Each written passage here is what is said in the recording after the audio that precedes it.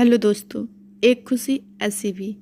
सुनिधि, ओ सुनिधि, अरे कल तो तुम्हारा बीएड का इंट्रेंस एग्जाम है ना। सासू माँ ने पूजा के लिए रुई की बत्ती बनाते हुए पूछा। हाँ माँ, लेकिन मैं एग्जाम देने कैसे जा सकती हूँ? किचन में खाना बनाते हुए सुनिधि ने जवाब दिया। माँ बोली, देखो बेटा, टीचर बनना गर्व की बात है और तुम्हारा सपना भी है। मैं तो यही कहूँगी कि तुम एग्जाम देने जाओ।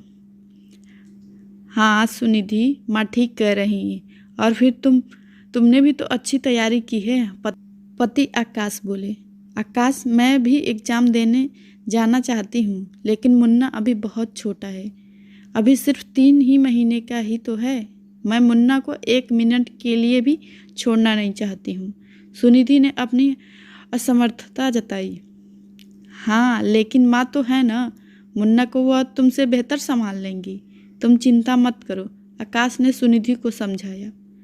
आकाश और माँ के समझाने पर सुनिधि एग्जाम देने को राजी तो हो गई, पर एग्जाम सेंटर दूर था और रास्ता भी अनजान। एग्जाम के दिन सुबह सुबह ही सुनिधि पति के साथ घर से निकल गई और सेंटर में समय से 1 घंटा पहले पहुंच गई। वहां पर विद्यार्थियों का हुजूम था। सुनिधि पति के साथ बाहर खड़ी होकर प्रतीक्षा करती रही और पल पल अपने बेटे को याद करके रुआसी भी होती रही।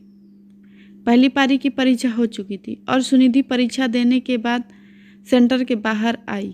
उस दिन मई की कड़ी धूप होने के कारण जान सूखी जा रही थी। अधिकतर विद्यार्थियों दूर से आए थे और वहीं सड़क पर ही दूसरी पाली की परीक्षा का इंतजार करने लगे।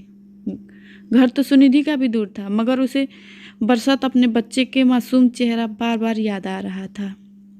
कुछ देर सुनिधि वहीं खड़ी रही, तभी उसकी छतियों से दूध उतर आया। अपने पति से फटाफट घर चलने को कहा। घर पहुंची तो देखा मुन्ना भूख से बिलबिला रहा था। माँ बोली, सुनिधि, मुन्ना तो बोतल को मुंह में भी नहीं लगा रहा। मुन्ने को देख सुनी आंखों में आंसू आ गए। सुनिधि ने मन ही मन ईश्वर से कहा, प्रभु, यह कैसी परीक्षा है। फटाफट उसे दूध पिलाया और फौरन वहां से पति के साथ सेंटर पर पहुंची तो परीक्षा शुरू होने में बस 10 मिनट का समय रह गया था और अधिकतर विद्यार्थी अंदर जा चुके थे। बाहर एक लड़का बैठा हुआ था, वह भी परीक्षा देने आया था पर अंदर नहीं जा रहा था। आकाश ने पूछा तो बड़ी मुश्किल से इतना कह पाया कि भैया, मुझे चक्कर आ रहा है। जल्दी से सुनिधि और आकाश ने मिलकर उसका मुंह धुलाया और उसके सिर पर पानी डाला और उसे पानी पीने के लिए दिया। इस बीच धूप और गर्मी अपने प्रचंड रूप में आ चुकी थी। लड़का बिल्कुल सुस्त था। सुनिधि को अंदर जाने की भी जल्दी हो रही थी। आकाश बोले, मैं इसको डॉक्टर के पास ले जाता हूँ। ठीक है, तुम इसे डॉक्टर के पास ले जाओ, मैं जा रही हूँ, सुनिधि बोली। इससे पहले कि सुनिधि आगे बढ़ी, लड़का उल्टियाँ करने लगा और चाहकर भी वह कदम आगे न बढ़ा सकी। आकाश ने उससे पूछा, तुम्हारा घर कहाँ है? उसने बताया, पिलखुआ।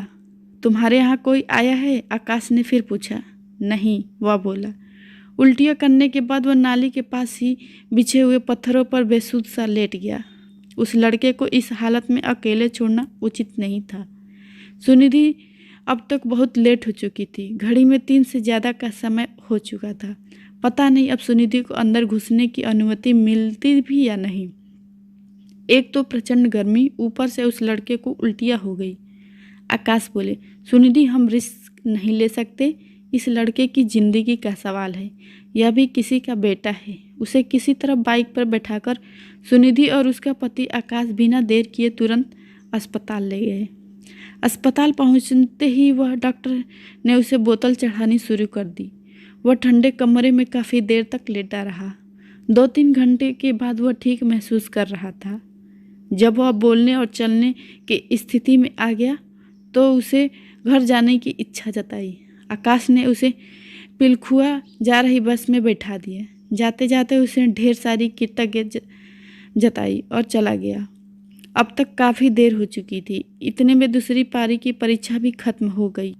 सुनिधि की छातियों से फिर से दूध उतरने लगा था। सुनिधि ने पर्स से एडमिट कार्ड निकाला और फाड़कर वहीं सड़क पर फेंक दिया।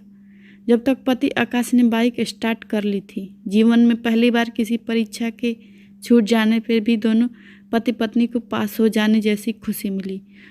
दोस्तों ये स्टोरी कैसी लगी प्लीज़ कमेंट बॉक्स में बताइए। Thank you.